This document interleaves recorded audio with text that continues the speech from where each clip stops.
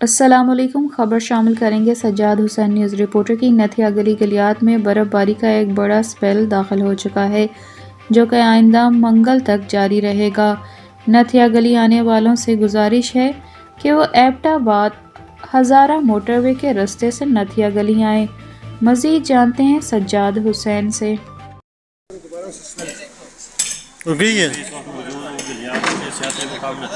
जहाँ पे आज से बर्फबारी का एक बड़ा स्पेल शुरू हो चुका है जो कि मंगल तक जारी रहेगा।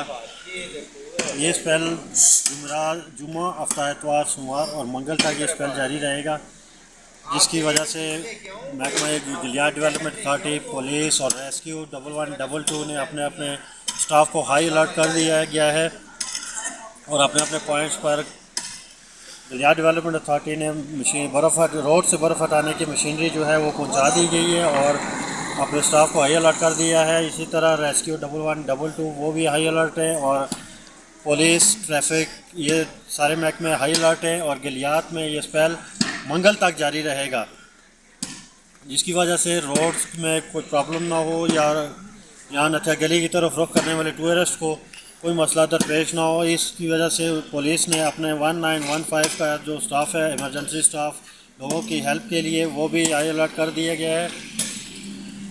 यहाँ तक बर्फ़ हटाने का काम ये गलियात डेवलपमेंट अथॉरिटी जो यहाँ का महकमा है या उसके हवाले किया गया है। उन्होंने अपना भारी मशीनरी जो है वो अपने पॉइंट्स पर पहुँचा दी हैं, लेकिन मेरी फिर भी सियाओं से गुजारिश है जो नथिया गली की तरफ आना चाह रहे हैं तो वो बराए मेहरबानी करके एबटाबाद वाला रास्ता अख्तियार करें। इस्लामाबाद, कराची, लाहौर जिस साइड से भी आ रहे हैं वो एबटाबाद के रास्ते से आएँ ताकि आपको बर्फ़ से जो सामना है वो कम से कम करना पड़े।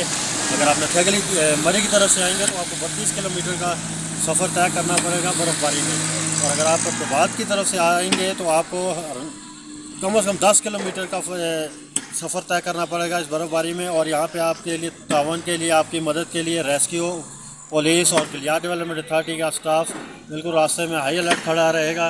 जो कहीं पे भी आपको परेशानी होती है कि आपकी गाड़ी फंस जाती है या कोई ऐसा मसला होता है तो वो आपकी मदद के लिए हर वक्त तैयार खड़े हैं।